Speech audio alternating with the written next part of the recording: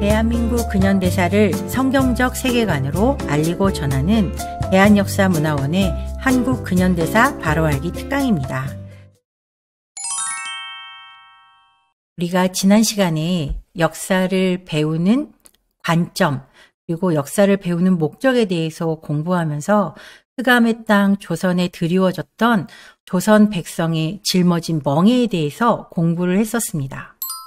조선 백성이 짊어진 종의 멍에는 왕정 제도를 비롯해서 신분 제도, 우상 숭배, 음란과 여성 천대, 또 질병과 가난, 부지와 문맹 등 여러 가지 조건들이 조선 백성들을 힘겹게 만들고 그들의 자유를 앗아가고 있었죠.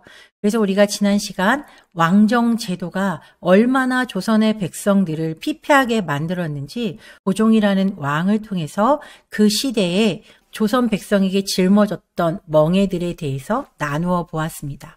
오늘은 그 나머지 신분제도, 우상숭배, 또 음란과 여성천대, 또 질병과 가난 이런 것들이 어떻게 조선의 백성들을 힘들게 했었는지 우리가 그것들을 살펴보도록 하겠습니다. 조선의 백성들이 짊어진 종의 멍에 중에 하나가 바로 무엇이었냐? 신분제도였죠. 자유와 평등한 기회가 없었던 나라 조선이었습니다. 지금 우리가 살고 있는 대한민국은 각 개인의 자유가 보장되고 무엇이든지 자기가 원하는 것에 대한 기회가 평등하게 보장되는 나라, 그것이 바로 대한민국입니다. 그러나 조선은 그렇지 못했죠. 바로 신분제도 때문이었어요. 신분은 태어날 때부터 주어지는 것이기 때문에 그들 스스로 어떻게 바꿀 수도 없는 상황이었던 거죠. 조선의 신분 구조를 한번 살펴보도록 하겠습니다. 40%가 되는 천민, 평민이라고 불리우는 상민이 40%, 그리고 그 위에 중인, 또 양반, 왕으로 이렇게 구성이 되어 있었죠. 대부분의 국민들, 그러니까 백성들은 상민이나 천민에 속해 있었고 일부의 양반들에 의해서 나머지 계층이 다 통치를 받는 시스템이 바로 조선의 신분 구조였어요. 경국대전에 나와 있는 법에 따른 구조로 우리가 보자면 양천제라고 불리우는 이 구조에는 양인과 천민 이 두 가지로밖에 나누어지지 않았지만 실제 조선에서 이루어지고 있는 이 통용되는 신분 구조는 반상제였습니다. 이렇게 철저한 신분의 계급에 따라서 반상의 구분이 완벽했던 나라, 그게 바로 조선이었고 양반을 제외한 나머지는 자신의 권리를 주장하지 못하는 게 바로 조선의 시대였던 거죠. 양반은 조선 인구의 사실 10%밖에 되지 않았죠. 그들은 유교를 숭배하고 주자성리학을 신봉하는 사람들이었어요. 그냥 주자성리학이라고 하면 이 중국에서 내려오는 그 명나라 때부터 계속해서 이어져 있는 이 유교와 주자성리학을 바탕으로 하면서 그것들이 자신의 삶의 가장 큰 목적이자 삶의 기준이 되었던 사람들이 바로 양반이었죠. 그래서 그들은 관혼상제의 번거로운 규칙과 까다로운 예절을 지나치게 중요하게 생각하고 목숨보다 체면을 더 중요하게 생각했던 사람들이 바로 조선의 양반들이었어요. 관혼상제라고 하는 것은 성년식, 그다음에 혼인, 그리고 제사, 또 그다음에 장례 이런 것들을 의미하는 건데요. 이것을 위해서 온 집안의 재산을 다 동원해서 누구보다도 더 의리의리하게 이런 행사들을 치러내려고 했던 게 바로 조선의 양반이었죠. 사실 어찌 보면 이 조선 양반들이 가지고 있던 이런 체면 문화, 그것이 아직까지도 지금 대한민국 가운데 남아있다는 것이 안타깝게 느껴지죠. 또한 그들은 산홍공상이라고 하는 아주 형편없는 생각을 가지고 있었어요. 글을 읽는 선비가 최고의 높은 지위를 차지하고 그 다음에 농민, 공업, 상업 순으로, 그러니까 장사를 하는 사람들, 그런 지금으로 말하면 기업을 하는 사람들은 아주 천대를 받았던 게 조선시대였다는 거예요. 그러니까 공업과 상업이 발전하지 못하니까 나라가 발전을 할 수 없게 만들었던 거죠. 양반들의 이런 의식구조 때문에 조선은 가난해서 벗어나기가 힘든 구조가 될 수밖에 없었죠. 신분을 지나치게 강조하는 거예요. 그러니까 똑똑한 사람도 신분 때문에 그 어떤 것도 뛰어넘을 수 없는 그런 상황이 바로 조선시대였던 거죠. 상공업을 천시함으로 말미암아서 기술력이 발전하지 못하고 경쟁을 할 수가 없고 그러다 보니 나라는 점점점 쇠락할 수밖에 없었던 거죠. 더군다나 우리에게는 한글이라고 하는 아주 훌륭한 문자를 가지고 있었음에도 불구하고 한문을 중시하게 됐던 거죠. 경전의 교훈을 무조건적으로 수용하고 맹목적으로 고수하는, 진짜 그 삶을 살아내지도 못하면서 말로만 맹자왈 공자왈을 했던 사람들, 그리고 쉬운 한글을 놔두고 어려운 한문을 사용하는 그런 바보 같은 인생이 바로 조선의 양반이었던 거죠. 그들이 그렇게 했던 이유 중에 하나는 백성들이 글을 몰라야 자신들이 권력을 가지기 때문인 거예요. 그러니까 백성들이 무식해야 양반의 말을 듣게 되고 자신의 권리를 펼쳐 주장할 수 없게 되기 때문에 그러는 거죠. 만약에 모든 문서들이 다 한글로 기록이 되어 있다면 누구나 공부를 하고 누구나 지식들을 습득하기 때문에 양반의 말을 듣지 않을 게 뻔했기 때문에 이들은 이런 얕은 수를 써가면서 자신들의 권력을 유지하려고 했던 거죠. 19세기 후반에 양반들은 맹목적인 사대주의를 신봉했어요. 그래서 사실 이미 망하고 없는 명나라 황제를 숭배하는 만동묘라는 걸 만들어가지고 거기서 죽은 명나라 황제들을 숭배하는 그런 제사를 지냈던 게 조선의 양반들이었죠. 그런 이유로 왕의 왕권은 점점점 쇠락해가고 그냥 왕은 허수아비처럼 세워질 때가 훨씬 더 많았던 거예요. 더군다나 지금으로 말하면 정당이라고 이제 보면 되는 노론, 소론, 남인 이제 그런 여러 가지가 있었는데 노론이 그 조선 후기에 모든 정치 권력을 장악하고 있었던 집단이 바로 노론이었어요. 자신들이 권력으로 똘똘똘 뭉친 아주 이기적인 집단이 바로 노론이었죠. 그런 노론의 그런 거점이 됐던 게 바로 서원이었는데 이 서원의 폐단이 얼마나 심각했는지 이 서원에서는 세금도 떼먹고 또 사람들을 괴롭히는 일도 이 서원에서 비일비재하게 일어났었던 거죠. 이렇게 조선의 양반들이 하는 짓이라고는 그저 거드름을 피우면서 중국 명나라나 숭상하며 백성들을 힘들게 만들었던 존재들이 바로 조선의 양반들이었다는 거예요. 이사벨라 비숍이라고 하는 이 여인은 우리나라에 수차례 방문을 하면서 조선의 아름다운 풍광들 이제 그런 것들을 세계에 많이 알린 사람으로 이름이 나와 있었어요. 그러나 이렇게 조선을 아름답게 보고 있던 그녀의 눈에 아주 눈의 가시처럼 보였던 대상이 있었어요. 그게 누구였냐? 바로 양반이었죠.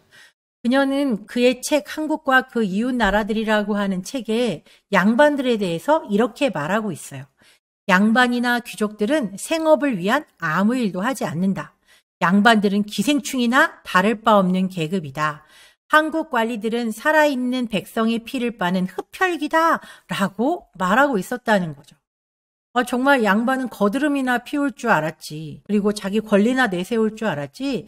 백성들을 위해서 무언가를 해주는 존재가 아니었다는 거죠. 사실 그들이 읽는 논어, 맹자 그런 거를 보면 백성들을 위해서 자기를 헌신하라는 얘기가 사실 수도 없이 많이 나옴에도 불구하고 글은 글이고 삶은 삶인 그런 이중적인 행태가 바로 조선의 양반들에게서 나타났다는 거죠.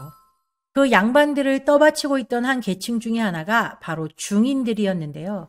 중인들은 서얼 출신. 그러니까 예를 들면 양반과 일반 백성 사이에서 난 자녀들을 우리가 서얼이라고 부르는데 그런 사람들이 주로였고 또 역관, 의관, 향리 같은 사람들이 중인의 계급에 속해 있었죠. 사실 지금으로 말하면 상당히 전문직이고 고위직이라고 이제 표현을 하죠. 의관, 누구나 지금 의사가 되고 싶어 하죠. 또 역관, 동시통역, 또 향리들이라고 표현하면 경찰 공무원, 검찰 공무원, 그러니까 그런 데 해당되는 사람들이 바로 이 향리들이었죠. 그러나 이들은 양반이 되지 못하는 비운으로 철저하게 무시를 당하고 그 어떤 것도 자기의 힘으로 떨쳐나가기가 힘들었던 대상들이 바로 중인들이었죠. 또 하나 조선의 계급 중에 하나는 40%를 차지하고 있는 일반 평민인 상민들이었어요.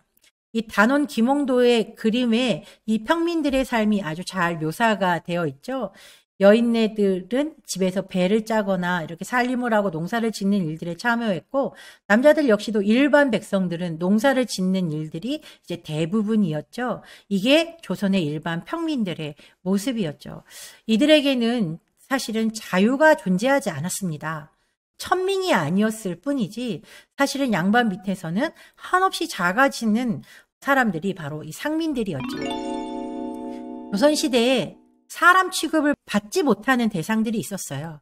바로 천민이었죠.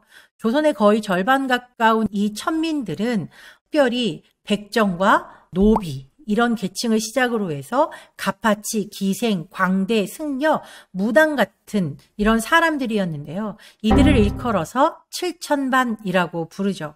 지금으로 보면 이 백정들은 축산업을 하는 사람들, 노비들이라고 표현하지만 그 당시에는 그랬지만 지금은 전문직, 비서도 요즘엔 전문직이잖아요.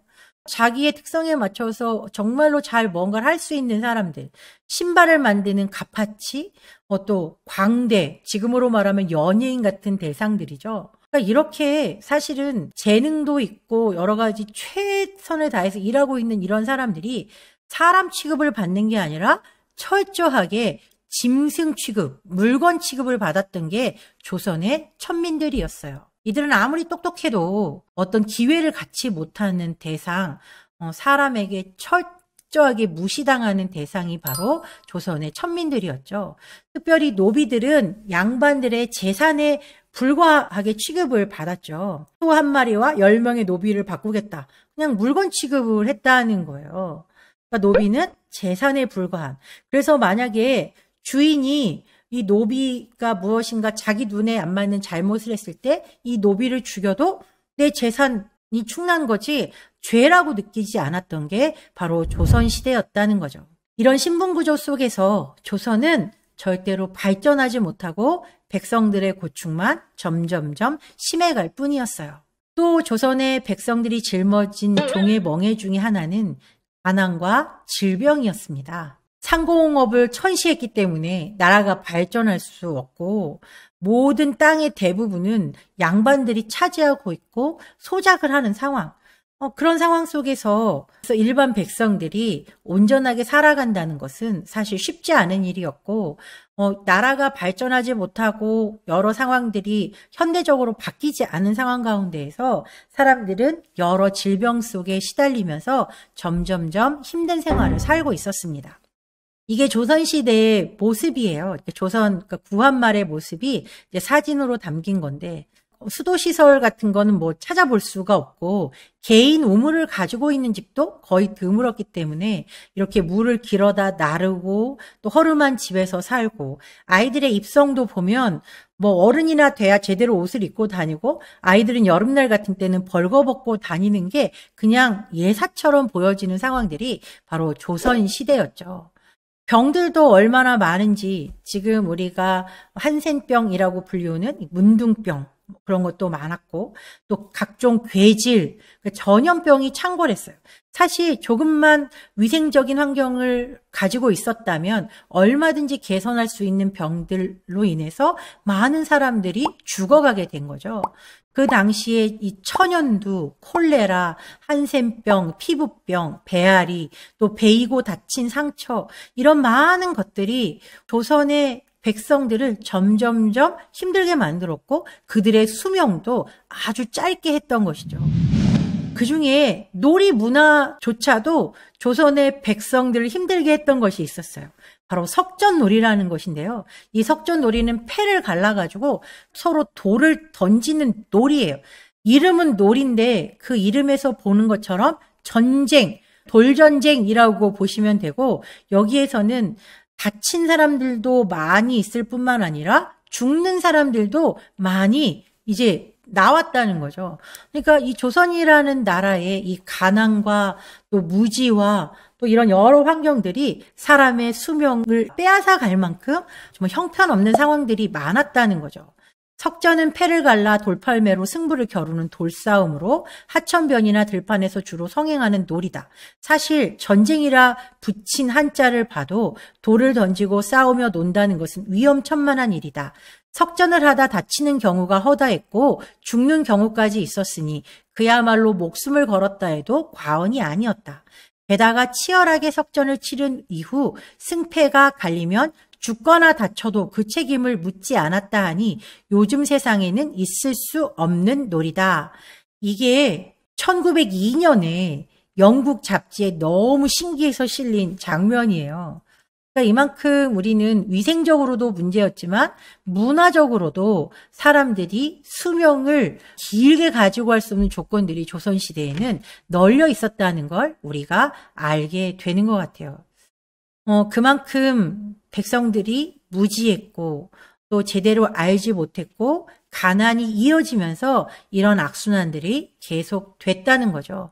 그러니까 조선시대에 이렇게 가난을 짊어지고 살았던 사람들의 이 아픔이 얼마나 컸을지. 그러나 반면 오늘 우리는 너무나도 놀라운 자유를 누리면서도 불구하고 자유로 인지하지 못하고 있는 것이 참 안타깝게 생각이 됩니다.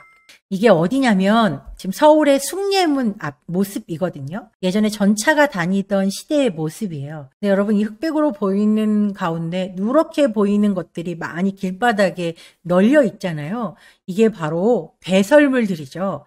짐승의 배설물들이기도 하고 뭐 사람의 배설물들이기도 하고 이 경성 시내바닥이 완전히 다 이렇게 오물로 가득 차 있었던 게 사실은 조선시대였거든요. 이런 환경에서 살다 보니 전염병들이 계속해서 창궐할 수밖에 없는 게 현실이었죠. 많은 전염병들의 대부분은 대변이나 소변을 통해서 우리에게 다시 전달되어 왔었기 때문에 지금은 이런 환경들이 우리가 다 수세식 화장실을 쓰고 손을 자주 닦고 그러는 생활 때문에 예전에 있었던 전염병들이 우리 지금 현대까지 미쳐오지 않고 있지만 예전에는 그런 환경 자체가 병에 걸릴 수밖에 없는 환경들이었다는 것을 우리가 감안하고 생각을 해보면 좋을 것 같아요. 로제타울 선교사가 이 조선의 이런 상황들을 보고 뭐라고 말했냐면 서울은 내가 본 도시 중에 가장 지저분했고 거리는 좁고 불결하고 오물이 널려 있었다고 말하고 있어요. 알렌 선교사님도 사람들이 이런 환경에서 생존을 하고 있다는 것이 놀라울 따름이다.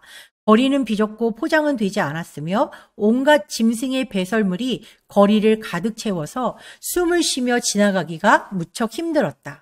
이런 불결한 위생 상태 때문에 서울과 대도시에는 끊임없이 전염병이 돌아 인구의 10%가 콜레라와 페스트로 죽어가는 비참한 일이 일어나기도 했다. 서울 인구의 10%가 죽었다는 건 어마어마한 인구가 이 전염병으로 죽었다는 걸 이야기하고 있는 거예요. 아펜젤로 선교사님 역시도 서울 거리는 불결하고 여기저기 오물이 널려 있었다라고 하나같이 입을 모아서 말하고 있죠. 이게 바로 조선이었어요. 이런 열악한 환경 가운데에서 조선 사람들은 질 좋은 삶은 고사하고 그냥 하루를 살아가는 게 너무너무 힘겹고 고통스러운 나날들을 보내고 있었던 거죠. 아까도 우리가 문화적인 이야기를 했었는데 조선의 이 매장 문화 때문에 사람들은 더 병에 노출될 수밖에 없었어요. 자, 이 매티 노블 선교사님인데 이 선교사님의 기록에 의하면 이런 이야기가 나와 있어요. 공주 인근 숲에서 언뜻 보면 우상같이 보이는 작은 꾸러미들이 주렁주렁 매달린 나무들이 있다. 조사해 보니 아이들의 주검이었다. 공주에선 아이들을 매장하지 않고 나무에 매단다. 숲은 해골천지다. 성인 남자만한 한 나무에 8구의 시신이 매달려 있었다고 한다. 성인의 시신은 썩을 때까지 보관했다가 뼈는 내던져 버리거나 얕은 땅에 파묻는다 라고 말하고 있어요. 이 매티 노블 선교사가 고백한 이 문장을 보면 매장 문화가 그냥 땅속에 묻어서 시신이 썩게 놔두는 것이 아니라 시신을 나무에 주렁주렁 매달아 놨다고 말하고 있잖아요. 겨울이면 그래도 덜했겠지만 여름 같은 때 이 시신들이 부패하면서 거기서 나오는 여러 병균들이 엄청나게 많았을 거라는 거죠. 그러면서 사람들의 수명 자체가 그렇게 길지 못하는 수명으로 될 수밖에 없었다는 거예요. 이렇게 매장 문화 또 그리고 여러 가지 환경들 이런 것들이 전체적으로 조선의 백성들의 건강을 상하게 하는 구조로 흘러가게 됐고 이런 것의 원인 중에 하나는 백성들이 무지했기 때문에 무엇이 그들에게 이롭고 좋은 것인지를 알지 못해서 이런 상황들이 이제 벌어지게 됐다는 거죠.